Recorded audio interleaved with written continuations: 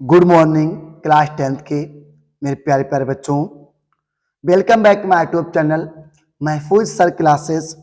आज मैं आपको फायर एंड आइस का सेंटर आइडिया पढ़ाऊंगा, जिसके कवि रॉबर्ट फ्रॉस्ट हैं।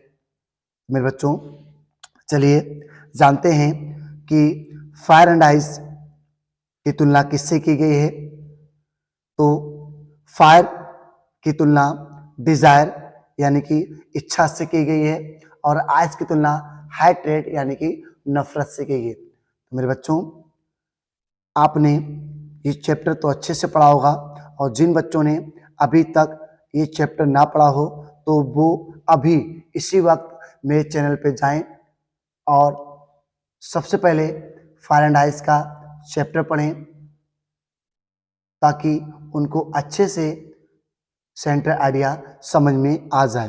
तो मैं आज आपको सेंटर आइडिया अच्छे से समझाऊंगा। तो चलिए बच्चों, आज आप फायर एंड आइस का सेंटर आइडिया महफूज सर के द्वारा पढ़ेंगे, जो कि आपको अच्छे से अच्छे तरीके से सिखाएंगे।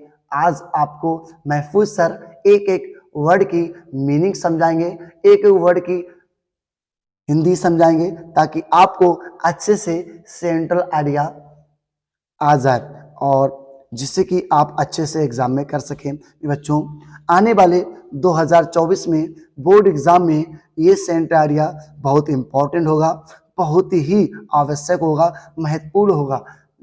इसीलिए ये सेंटर आइडिया आप अच्छे से समझेंगे और अच्छे से पढ़ेंगे, ताकि आने वाले बोर्ड एग्जाम में आप अच्छे से लिख सको। ये 4 नंबर का सेंटर आइडिया होता है, जिससे कि आपको 4 नंबर अच्छे से मिल जाए।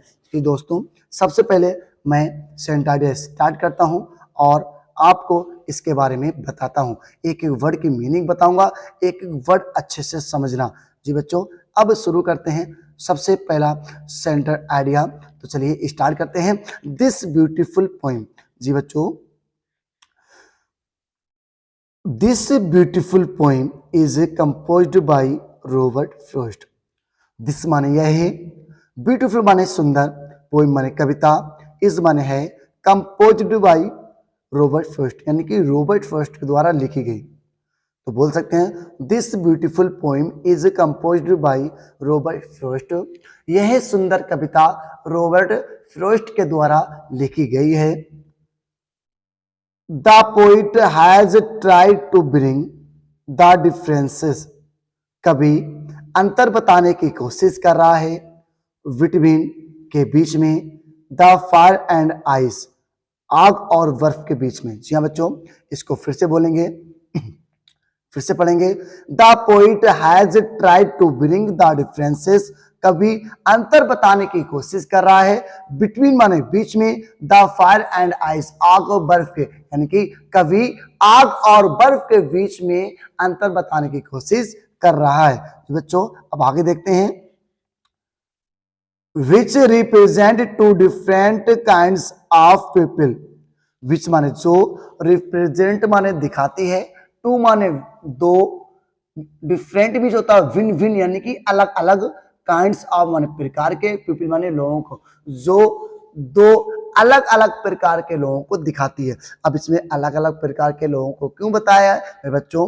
अब आप जानते होंगे कि फायर की तुलना डिजायर यानी इच्छा से की गई और आइस की तुलना हाइट्रेट यानी कि नफरत से की गई। मेरे बच्चों, जो लोग डिजायर के प्रति हैं और जो लोग हाइट्रेट के प्रति हैं, उसी की बात की है कि उन्हीं लोगों की बात कर रहे हैं। इसीलिए कहते हैं कि which represent two different kinds of people, जो दो अलग अलग प्रकार के लोगों को दिखाती है। अब आगे देखते हैं।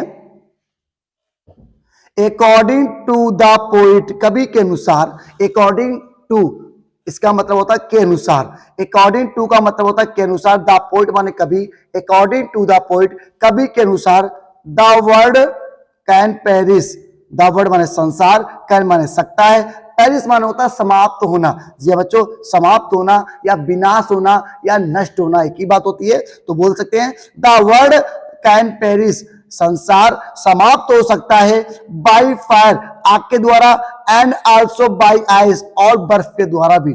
तो मेरे बच्चों, अकॉर्डिंग टू द पोइट, कवि के अनुसार, the world can perish by fire and also by ice. कवि के अनुसार संसार आग और बर्फ के द्वारा भी समाप्त हो सकता है। अब इसके आगे देखते हैं, थस, इस प्रकार, इट कैन पेरिश ट्विस, ये संसार दो तरह से समाप्त हो सकता है, वन बाय फायर, एक आग के द्वारा, एंड और देन बाय आइस, और बर्फ के द्वारा भी, और बर्फ के द्वारा भी। जी हाँ बच्चों, ये इस प्रकार ये संसार दो तरह से समाप्त हो सकता है, एक आग के द्वारा और बर्फ के द्वारा, और दूसरा बर्फ के द्वारा। जी दोस्तों, अब आगे चलते हैं। द पोइट फील्स दैट, कभी महसूस करता है कि, द पोइट माने कभी, फील्स माने महसूस करता है, दैट माने कि, द आइस ऑफ हैट्रेड, नफरत की बर्फ, द आइस माने बर्फ, और माने की, हैट्रेड माने नफरत, नफरत की बर्फ, इज माने है, एज माने उतनी, पावरफुल माने शक्तिशाली, तो इसको बोलेंगे द आइस ऑफ हैट्रेड, नफरत की बर्फ, इज माने है, एज माने उतनी, पावरफुल माने शक्तिशाली, एज माने जितनी की, द फायर ऑफ डिजायर, इच्छा की ज्वाला। बच्चों, तो इसको दोबारा दे लो, अच्छे से समझ लो। द पोइट फील्स दैट, कभी महसूस करता है कि, the ice of hatred is as powerful as the fire of desire, नफरत की बर्फ उतनी शक्तिशाली है जितनी की इच्छा की ज्वाला। जी बच्चों, इच्छा की ज्वाला, to bring complete end of this world, और ये दोनों संसार को समाप्त करने के लिए काफी हैं। जी बच्चों, इसका मतलब की है कि इन दोनों से, यानी कि फायर एंड आइस से, ये संसार समाप्त हो सकता है, ये संसार समाप्त हो सकता है। कभी कभी यही कहना है कि, कभी कहते हैं कि ये संसार आग और बर्फ से समाप्त हो सकता है। अब क्यों हो सकता है? क्योंकि मेरे बच्चों, अब जब इस धरती का टेम्परेचर अधिकतम बढ़ जाएगा तो इस धरती पर लोग जो हैं वो बिल्कुल समाप्त हो जाएंगे, क्योंकि इसका टेम्परेचर बहुत बढ़ जाएगा और इसमें आग ऐसी बरसने लगेगी। इसी वजह से संसार नष्ट हो जाएगा। और जब इस धरती का टेम्परेचर बहुत लो मात्रा में पहुंच जाएगा, -डिग्री पे पहुंच जाएगा, तो ये संसार फिर भी नष्ट हो जाएगा, क्योंकि इसमें बर्फ ज्यादा मात्रा में फैल जाएगी और ये संसार नष्ट हो जाएगा। तो मेरे बच्चों, आज आपने फायर एंड आइस का सेंटर आइडिया पढ़ लिया होगा, जो महफूज सर ने आपको बहुत ही अच्छे से पढ़ाया है। ये महफूज सर के पढ़ाने का तरीका था। यदि आपको मेरा तरीका पसंद आया हो तो मेरे चैनल को please subscribe, like and share करें। और ये आपको सेंटर आइडिया आपको अच्छे समझा दिया।